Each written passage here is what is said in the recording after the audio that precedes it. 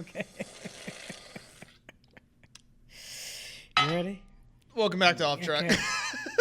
Hello there. Hello there. I had no idea how to start this episode, so Man. cosmic can and a jug. Jug? No. Coffee Mug. cup? Mug? Coffee cup? Mug. I meant to say mug. I went with jug. So, yeah, well, welcome back. I just got back from vacation, and I'm very tired, and I'm very confused, and I'm very bewildered. Yeah. So, yeah. how are you doing? You look very dead today as well. Yeah. Well, it's did you Friday. need a cosmic vibe Celsius? Yeah. I need, actually coffee beans. I can eat those straight out the hand. You eat coffee beans? Yeah. You never had those? No. Yeah. They have chocolate-covered coffee beans. Oh, so it's like an actual, like, I thought you just, like, go to Walmart, grab a bag of coffee beans, and then just, like, eat it like Doritos. Beans. Well, I mean, that would be nice. Really? Gives you energy. Does it? Mm-hmm. It's like straight caffeine? Yeah, straight caffeine. Oh. Yep, and you just start typing. Yeah. Is that how it goes? Yeah. Well, today's subject was a little bit impromptu, which is usually kind of the norm for when it comes to Off Track. So I decided to do a fun little ChatGPT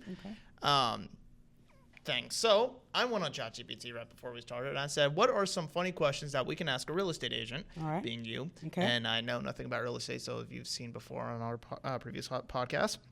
So I just went with a bunch of random funny questions that I could ask you and just, I don't know, get your input on them. All right. Sound good? Let's see. Sound good. All right, cool. So the first one that popped up, well, what was the strangest thing you've seen in a house during a showing? Okay, it was probably not strange nowadays, but a pole.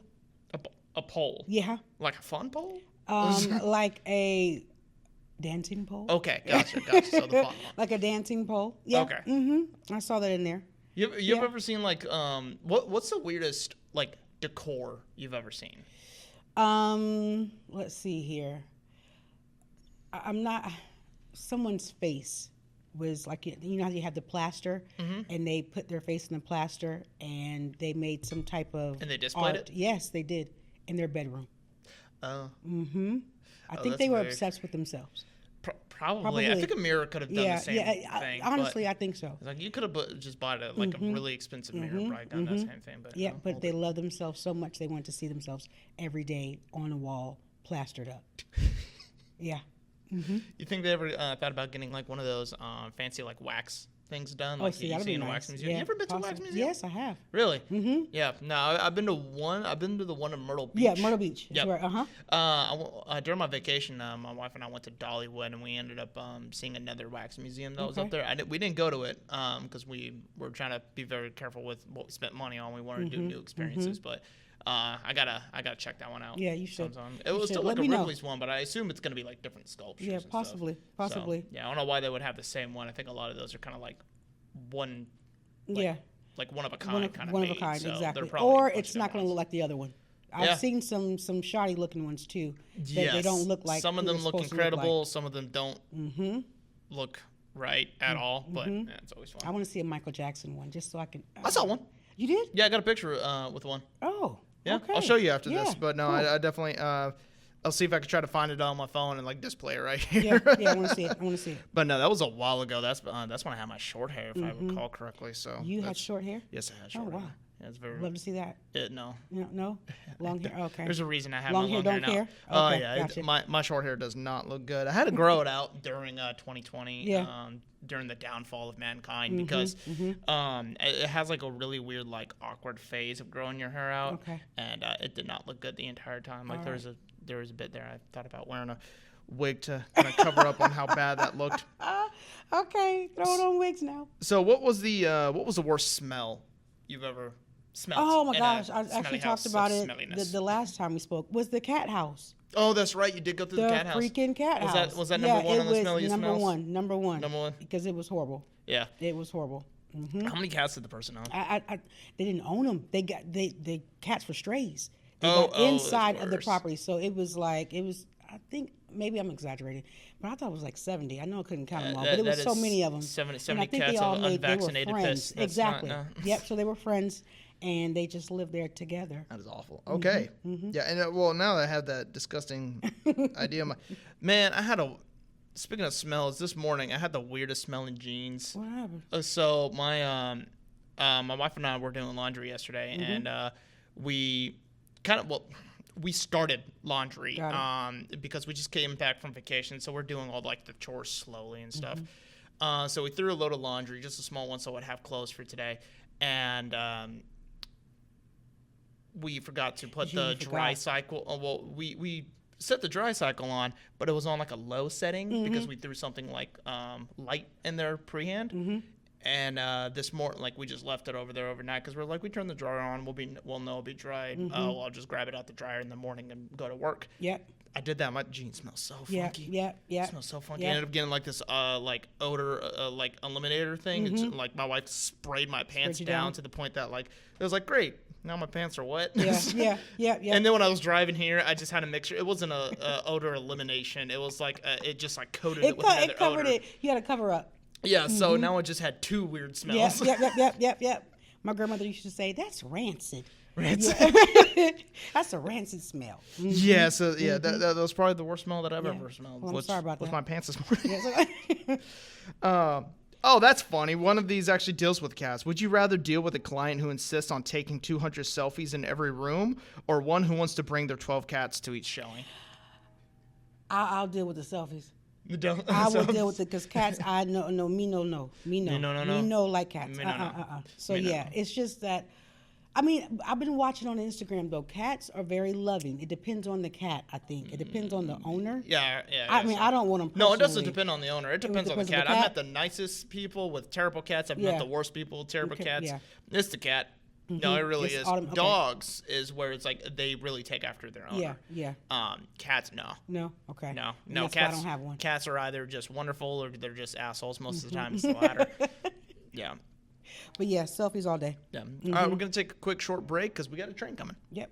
If you guys are looking for a wonderful property managed group here local in Fayetteville and Sanford and surrounding areas, please give Empower Commercial Group a call. Brandy, Desiree, and who was their new girl? Tia. All three wonderful people. Go ahead and give them a call, and they'll definitely help you out. Welcome back from that commercial break. So where we left off, we were going through some of these questions. The next one that I had for you was, what's the most... no, it was this one. How do you keep a straight face when the seller insists their pet iguana roaming free isn't a problem? I don't know how to keep a straight face. Yeah, so usually that actually evolves into like an actual question for you. How do you just keep a straight face in general? Because you got to do that. You have to. Yeah. You have to. I talk to myself in my head.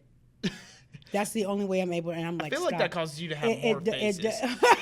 Doesn't that just like evolve you into like a resting bitch face? But you know what? If you smile, that's the thing. You have to smile sincerely. Yeah, but you can smile with your face, but you can't smile with your eyes. But you know what? But Tyra Banks did say you can smize. So I have that down to down to a T. What is smize? You smile with your eyes. Oh, okay. So you.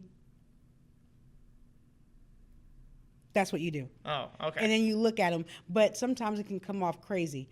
So you have to just keep them down. Did it ever come off in a weird way where somebody got the wrong idea? Yeah. Okay. And I'm like, I'm not talking to you. We're not going to be more than friends. So it's just I'm trying to be nice. That's what it is. That's awful. But it takes a lot of practice. Yeah, look in the mirror, talk to yourself, have your family watch you. You know, things like that, because they'll tell you the truth. I feel like that's something that I had to deal with through networking, because there's a lot of times I gotta like putting on a face is a huge skill, and it's a skill that I've kind of like forgotten, or like I'm really good at utilizing that skill when I'm needing to for networking and whatnot. Yes. But when I'm around the office, no, you'll never. No, that skill's gone. I use all of my energy in my mug, my mug jug, and for networking events, and after that or before that, I'm just like, no, what you see is what you get. I'm very honest with my face. My coworker tells me that I wear my feelings on my sleeves, which I do. So that's the best way. Yeah, sometimes it's hard. And then we have Z up at the front. Z is our front desk lady who also works with Empower. Shout out. Wonderful, wonderful person. I do not understand how she's capable of just like putting on a smile through everything. Yeah, you have to smile. Like it's a very impressive skill, and I just I can't do it. You have to, because there's so many times if I'm having a bad day, you're gonna see it. You have to see it, but you also have to have that switch, that on and off switch. Yeah. You have to train yourself that everyone doesn't deserve what you feel inside until you get in the car. Yeah. Then and you then just I scream on the way. Then you scream.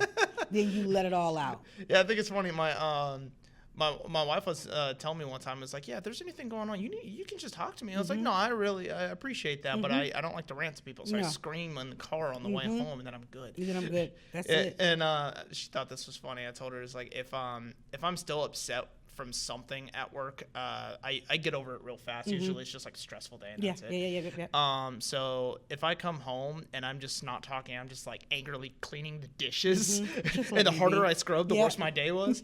At the end of it, I always feel better. There you go. It's like I just need to like put all my effort into like one thing. Into one thing, just get it done. And now, like having a kitchen like go from dirty to clean, it makes me feel it's like I went home and I did something productive. You accomplished I accomplished something and make me feel better. Exactly. So there you go. So next up was actually something that I wanted to touch on from last week, or sorry, not last week, last time. Yes.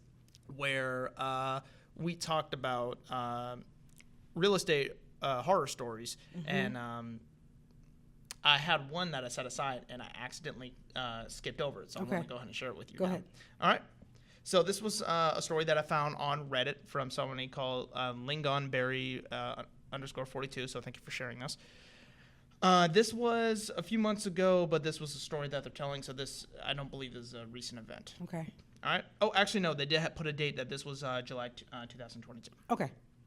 At my dad's funeral, an agent approached me offering her condolences before saying she knew my dad was considering selling his lot at a specific location. She handed me her business card. In shock, I mumbled thanks and took the card. My dad had only been dead for a week, and I knew his real plans for the property. He was working with an architect to build his retirement home there to be closer to me and his grandchildren. The agent's attempt to suggest otherwise at his funeral was outrageous. My dad passed unexpectedly in July 2022. And I am now grappling over all the bad actors that came out of the woodwork when he passed. Vultures. I have been thinking about real estate agents in our area recently, as I believe highly unethical behavior has taken place in recent years as people were dying during COVID. Alerting investors to grab the properties that might be unclaimed, I couldn't help but notice this particular agent's name come up a few times in local auctions and trustee sales. Shame, shame. Don't get me started on the current real estate market. They say we have a shortage of homes and prices of homes are way overvalued. I know homes and land are not being bought by individual families, but rather LLCs that are shell companies to much richer people who are the big donors and election campaigns. So there was a lot to unpack there near the end, but the main point that I kind of wanted to cover was just the fact that they were approached during like their father's funeral. Have you ever had or knew anybody who ended up pulling a stunt like that? Like going to like a funeral and trying to like get business? Is this something you don't want to share? Oh no, I don't care. Okay, I'm gonna say this. Did you do it? Yeah, you did it. But it wasn't. I was asked for the card. That's the difference. Okay. Someone asked me for my card because of they knew who I was. So they asked. And I mean, being a real estate agent, I had it on me because you're supposed to have, I mean, that's my business. I always have my wallet with me. I always keep my cards on me. So I did. It would be wrong for you to say, oh no, if I was asked, then I will provide. Yeah. But I'm not going to offer just off jump. I'm not going to say, hey, sorry your dad died, but I guess that Please house is think on about me. You know, what's up? I'm trying to make that money. You want to make that money? I'm not going to do that. But if I was asked, then I'll say, most definitely, you contact me whenever you're ready. Yeah. And they did. Yeah. So that's a nice looking casket. I know you can afford me. Yeah. So, I mean, that was basically it. That's why I started laughing because I was like, oh, crap. I mean, I'm kind of in the boat. But I was asked. Yeah. They were like, hey, do you have your information? And I said yes. Yeah, and the story, that person straight up lied to them. Yeah. It's like, I knew what your father wanted to do, and maybe it was kind of like a miscommunication. It's like, this is what your father told me. Exactly. But to their point of view, it was like, I knew his actual plans. It was like, that's not at all what they wanted to do. Exactly. How dare you come to me at his funeral? How dare you come to me on the day of my father's funeral? Yes. But you got to think, man, it could be somebody that, a real estate agent, they could be watching the newspaper, looking at the obituary, looking at stuff like that to just see, to show up, to say, hey, you know, this is a money opportunity. I'm going in. That's awful. I mean, and it is awful. But you got to think, everyone in the world is not good. Do you know that's like a common occurrence? I don't know. No. I don't know. But what would you say is like a good, like, because as tragic as it is, a funeral does forcefully open up opportunities. When is a good time, like somebody that you know, especially if it's somebody who you were invited to the funeral for, after they passed away, you know, is like, okay, well, they need time to kind of like reflect on this, but now they have a property and they need to decide what they're doing with it. What is a good time frame that you would actually approach them? Okay, I'm going to be honest with you. You shouldn't have to approach them, because if you already made yourself known to them, then they're going to automatically come to you. Okay. You see what I'm saying? Yeah. So if I've done my job in the past and that person knows how I work and they want to work with me, they're going to say, oh, let me contact Teraye because I know that I have to, you know, sell my property. Yeah. Now, if I was never in their face and they didn't know how I worked, they're going to go somewhere else. Okay, so it's basically like you either made that opportunity, you already lost it before the day you started. But they should already know you Gotcha. from the past, and they know, so they're going to automatically come to you. Say, I know Teraye's going to help me.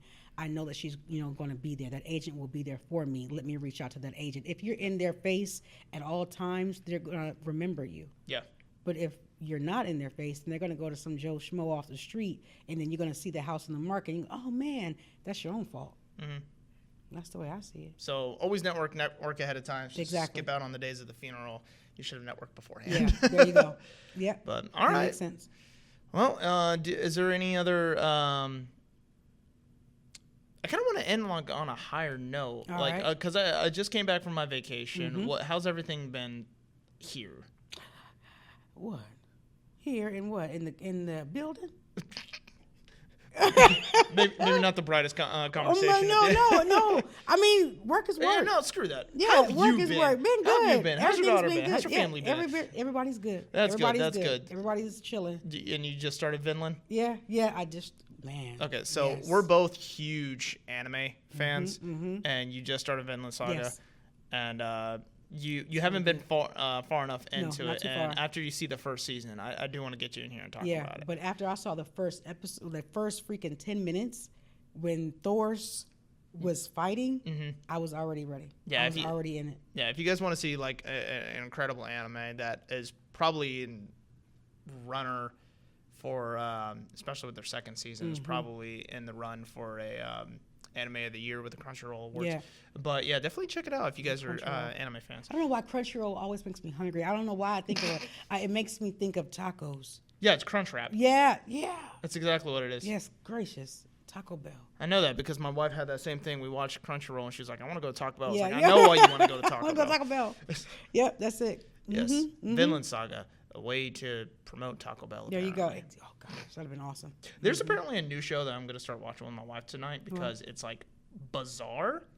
It's called Dandadan. Huh. And I saw like a preview for it not too long ago. I was like, this looks crazy. I kind of want to watch this. Okay.